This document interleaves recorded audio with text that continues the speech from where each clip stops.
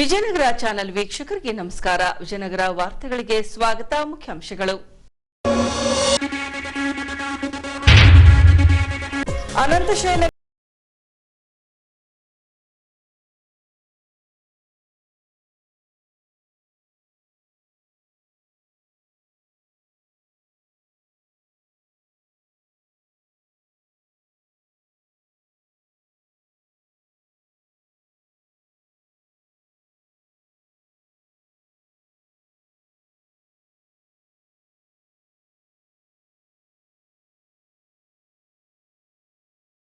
ಬೈಕ್ಗೆ car ಡಿಕ್ಕಿ, bike ಸವಾರ ಸ್ಥಳದಲ್ಲೇ ಸಾವು, ಕರಿಬಸಪ್ಪ ಮೃತಪಟ್ಟ.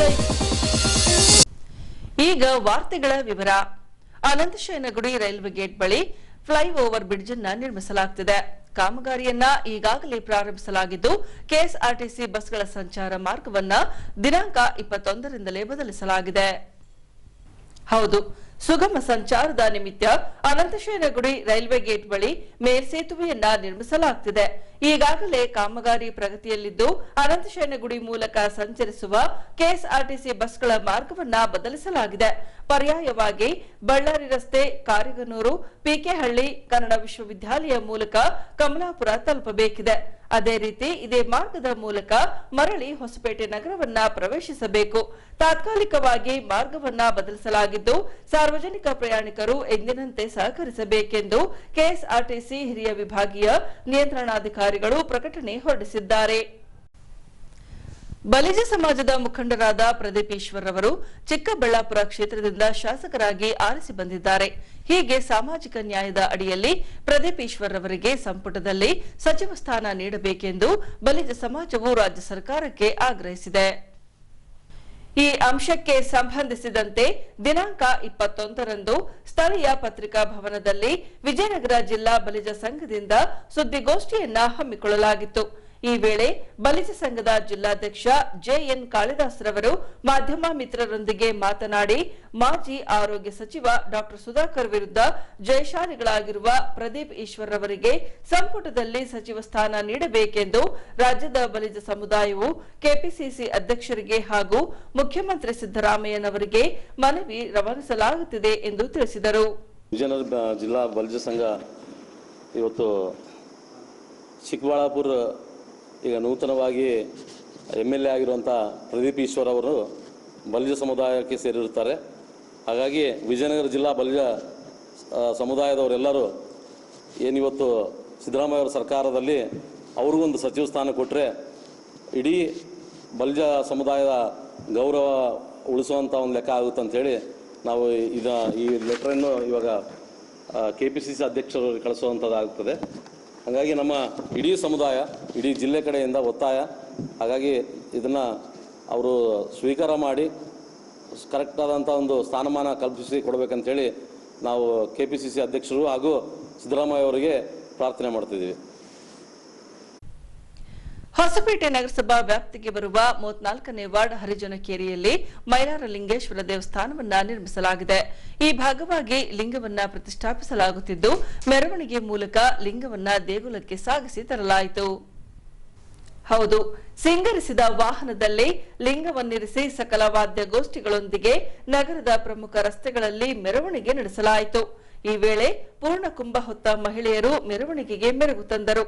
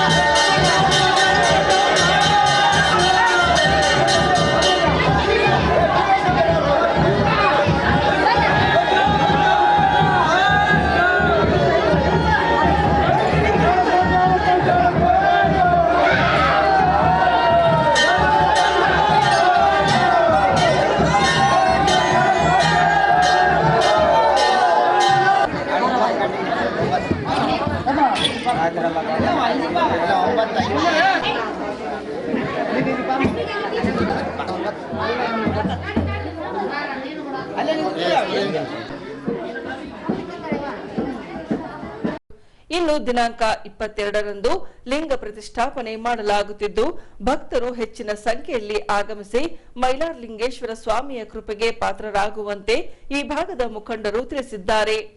34ನೇ ವಾರ್ಡಿನ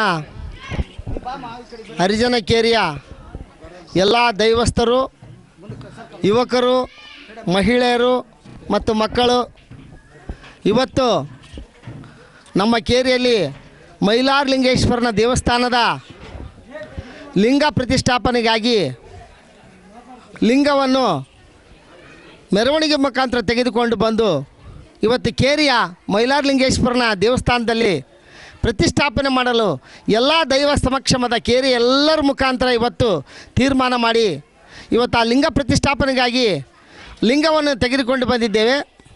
ನಾಳೆ ಬೆಳಗ್ಗೆ 8 ಗಂಟೆಯಿಂದ ಹೋಮ ಹವನ ನಡೆಯುತ್ತದೆ. ಅದಾದ ನಂತರ 9:55ಕ್ಕೆ ಲಿಂಗ ಪ್ರತಿಷ್ಠಾಪನೆ ಆಗುತ್ತದೆ.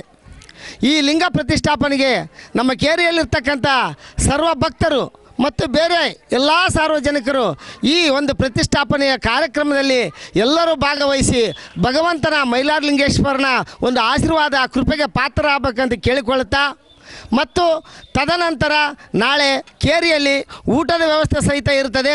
ಎಲ್ಲ ಸದ್ಭಕ್ತರು ಈ ಎಲ್ಲ ಕಾರ್ಯಕ್ರಮದಲ್ಲಿ ಭಾಗವಹಿಸಿ ಲೋಕ ಕಲ್ಯಾಣಕ್ಕಾಗಿ ಎಲ್ಲರ ಉದ್ಧಾರಕ್ಕಾಗಿ ಒಳ್ಳೆಯದಾಗಲೆಂದು ಶ್ರೀ ಮೈಲಾರಲಿಂಗ ಸ್ವಾಮಿಯ ದೇವಸ್ಥಾನದಲ್ಲಿ ಮೈಲಾರಲಿಂಗೇಶ್ವರ ಒಂದು ಲಿಂಗ ಪ್ರತಿಷ್ಠಾಪನೆ ಮಾಡುತ್ತಿದ್ದೇವೆಂದು ಈ ಮೂಲಕ ಎಲ್ಲರಲ್ಲಿ ನಾವು ಕೇಳಿಕೊಳ್ಳುತ್ತಾ ನಾಳೆ ಈ ಕಾರ್ಯಕ್ರಮಕ್ಕೆ ತಪ್ಪದೆ ಎಲ್ಲರೂ ಭಾಗವಹಿಸಬೇಕೆಂದು ತಮ್ಮಲ್ಲಿ ಕೇಳಿಕೊಳ್ಳುತ್ತೇನೆ. 7 ಕೋಟಿ 7 ಕೋಟಿ 7 ಕೋಟಿ 7 ಕೋಟಿ 7 ಕೋಟಿ ಪ್ರತಿ ವರ್ಷ ಈ ಲಿಂಗ ಪ್ರತಿಷ್ಠಾಪನೆಯಾದ ನಂತರ ಮತ್ತು ಅದಕ್ಕೂ ಮೊದಲು ಈ ಹಿಂದೆ ಸಹಿತ ಅಲ್ಲಿ ಮೈಲಾರಲಿಂಗ ಗುಡ್ಡದಲ್ಲಿ ಏನು ಪವಾಡಗಳು ಕಾರ್ಣಿಕೋತ್ಸವ ನಡೀತಿತ್ತು ಅದೇ ರೀತಿಯಲ್ಲಿ ಸಹ ಆ ಮೈಲಾರಲಿಂಗೇಶ್ವರನ ಜಾತ್ರೋತ್ಸವ ದಿನದಂದು ಇಲ್ಲಿ ಸಹಿತ ಅದೇ ಪವಾಡ ಮತ್ತು ಅದೇ ಕಾರ್ಯಕ್ರಮ ನಡೀತಿತ್ತು. ಅದಕ್ಕೋಸ್ಕರ ಭಗವಂತನ ಒಂದು ಈ ಲಿಂಗ ಪ್ರತಿಷ್ಠಾಪನೆಗೆ ನಾವೆಲ್ಲ ಕೇರಿಯಲ್ಲಿ ಎಲ್ಲ ದೈವಸ್ಥವರು ಕಲಿತು ಮುಂದಾಗಿ ಆ ಲಿಂಗ ಪ್ರತಿಷ್ಠಾಪನೆಯನ್ನು ಮಾಡಿದ್ದೇವೆ. ಸದ್ಭಕ್ತರು ಮತ್ತೊಮ್ಮೆ ವಿನಂತಿ ಮಾಡಿಕೊಳ್ತೇನೆ, ಈ ಕಾರ್ಯಕ್ರಮದಲ್ಲಿ ಎಲ್ಲರೂ ಭಾಗವಹಿಸಿ ನಾಳೆ ಊಟದ ವ್ಯವಸ್ಥೆ ಇರುತ್ತೆ ಅದರಲ್ಲಿ ಸುತ್ತ ಭಾಗವಹಿಸಿ ತಮ್ಮ ತನು ಮನ ಧನ ಎಲ್ಲ ಸಹಾಯ ಮಾಡಿ ಈ ಕಾರ್ಯಕ್ರಮ ಪಾಲ್ಗೊಳ್ಳಬೇಕೆಂದು ಮತ್ತೊಮ್ಮೆ ಎಲ್ಲರಲ್ಲಿ ಮನವಿ ಮಾಡಿಕೊಳ್ತಿದ್ದೇನೆ. ಈಗ ರಸ್ತೆ ಅಪಘಾತದ ಸುದ್ದಿ. ದಿನಾಂಕ 21ರಂದು ಮಧ್ಯಾಹ್ನ ಅನಂತಶಯನಗುಡಿಯ ರೈಸ್ ಮಿಲ್ ಸಮೀಪ ಕಾರ್ ಬೈಕ್ಗೆ ಡಿಕ್ಕಿ ಹೊಡೆದಿದೆ. ಇದರಿಂದಾಗಿ ಬೈಕ್ ಸವಾರ 38 ವರ್ಷದ ಕರಿಬಸಪ್ಪ ಎಂಬ ವ್ಯಕ್ತಿ ಸ್ಥಳದಲ್ಲೇ ಸಾವಿಗೀಡಾಗಿದ್ದಾನೆ. ಹೊಸಪೇಟೆ ನಗರದ ಚಪರದಹಳ್ಳಿ ನಿವಾಸಿಯಾಗಿದ್ದ ಈ ವ್ಯಕ್ತಿ ಪ್ಲಂಬರ್ ಕೆಲಸ ಮಾಡುತ್ತಿದ್ದನೆಂದು ತಿಳಿದು ಬಂದಿದೆ. ವಿಷಯ ತಿಳಿದ ಸಂಚಾರಿ ಪೊಲೀಸರು ಸ್ಥಳಕ್ಕೆ ದೌಡಾಯಿಸಿ ಸ್ಥಳ ಪರಿಶೀಲಿಸಿ ಕೇಸು ದಾಖಲಿಸಿಕೊಂಡು ಕಾರನ್ನ ವಶಕ್ಕೆ ಪಡೆದಿದ್ದಾರೆ. ಈಗ ಪೊಲೀಸ್ ಪ್ರಕಟಣೆ. ಎಷ್ಟೇ ಹಳೆಯ ಬಂಗಾರವಿರ್ಲಿ, ಪಾಲಿಶ್ ಮಾಡಿದ ಮೇಲೆ ಹೊಸದೇ ರೀತಿಯಲ್ಲಿ ಕಾಣ್ತದೆ ತಾಯಿ ನೋಡಿ.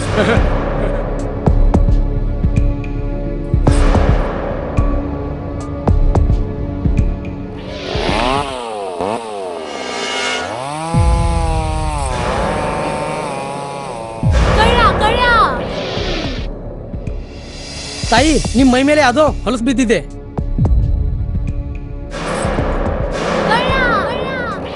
ಇಲ್ಲಿ ತಾಯಿ, ನಾನು ಪೊಲೀಸ್. ಅಲ್ಲಿ ಮುಂದೆ ದಾರಿಲಿ ದೊಡ್ಡ ಗಲಾಟೆ ಆಗಿದೆ. ಮತ್ ನೀವು ಇಷ್ಟೆಲ್ಲ ಒಡವೆ ಹಾಕೊಂಡು ತಿರುಗಾಡ್ತಾ ಇದ್ದೀರಾ. ಈ ಒಡವೆಗಳನ್ನ ಈ ವಸ್ತ್ರದಲ್ಲಿ ಕಟ್ಟಿ ಪರ್ಸ್ನಲ್ ಇಡಿ. ಹಾಕಿ ಪರ್ಸ್ನಲ್ ಇಡೋಣ.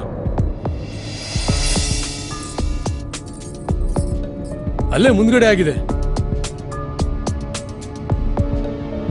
ಇದು ತಗೊಳ್ಳಿ ತಾಯಿ, ನಾನು ಬರ್ತೀನಿ. ಈ ಕಡೆಯಿಂದ ಹೋಗಿ.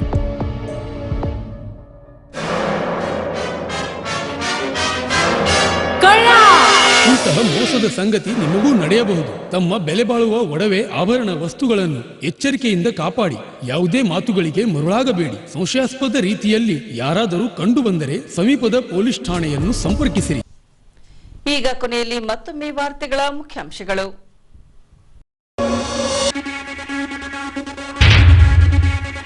ಅನಂತಶಯನಗುಡಿ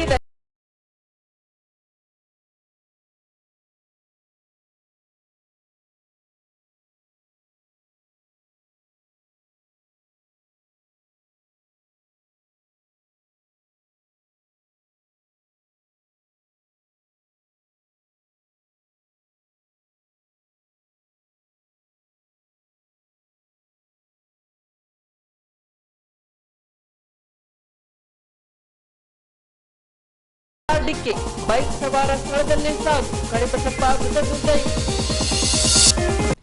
ಇಲ್ಲಿಗೆ ವಾರ್ತಾ ಪ್ರಸಾರ ಮುಕ್ತಾಯವಾಯಿತು. ವಂದನೆಗಳೊಂದಿಗೆ ನಯನ ಉಮೇಶ್.